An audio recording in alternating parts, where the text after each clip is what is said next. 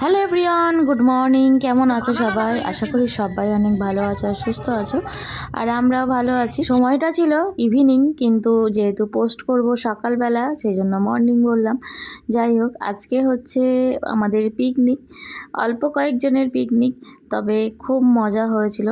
আর একটু একটু তোমাদের সাথেও শেয়ার করলাম। তো চলো তোমরা পুরো ভিডিওটা দেখতে থাকো। তো যেখানটাতে আমরা পিকনিক করব সেখানটাতে আমরা সন্ধে সন্ধে সবাই একসাথে হাজির হয়ে গিয়েছিলাম।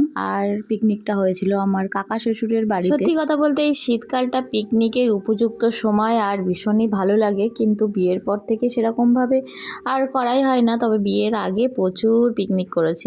এখন আর হয় না, ওই জন্য দিনগুলোকে খুব মিস করি। পিকনিক মানে শুধু বসে থেকে খেয়ে দিয়ে চলে আসা নয়, পিকনিক মানে সবাই একসাথে অনেক মজা করা, আর তার সাথে সবাই এরকম একটু একটু করে রান্না বান্না করা। একজন জল দেবে, একজন তেল দেবে, একজন নাড়বে, একজন জাল দেবে, এরকম ভাবেই পিকনিক করতে ভাল লাগে। তো দেখো আমি বসেছি হচ্ছে চিলি চিকেন বানানোর জন্য। এখানে আমি শুধুমাত্র খুন্তি দিয়ে নাড়ছি আর জালটা ঠিক রেখে দিচ্ছি, আর একজন দেখো রান্না করছে। আর সবাই মিলে আর কি বেশ মজা হচ্ছিল।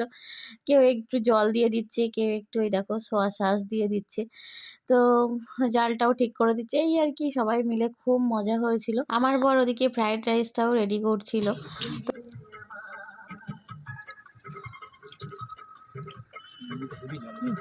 জল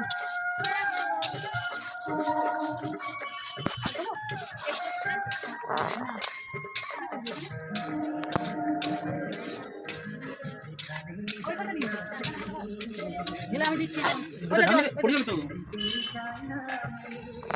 জল দিতে হবে তো নাকি? জল আরো লাগবে।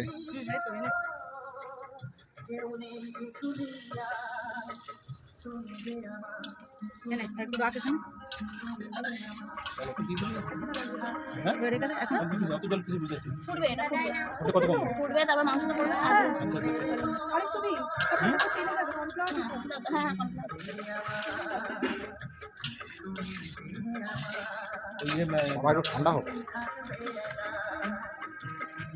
তবে যাই বলো না কেন, পিকনিকে যত লোকজন বেশি হবে ততই কিন্তু মজাও বেশি হবে।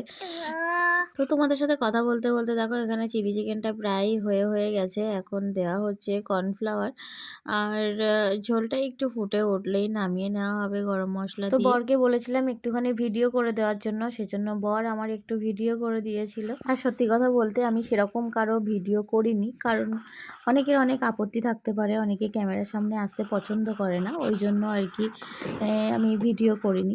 যাই হোক, আমার ভিডিওটাই করেছি। আর এখানেও দেখো ফ্রাইড রাইসটাও রেডি হয়ে গেছে। ফ্রাইড রাইসটা কিন্তু খুব সুন্দর, দেখতেও যেমন হয়েছে খেতেও খুব সুন্দর হয়েছিল।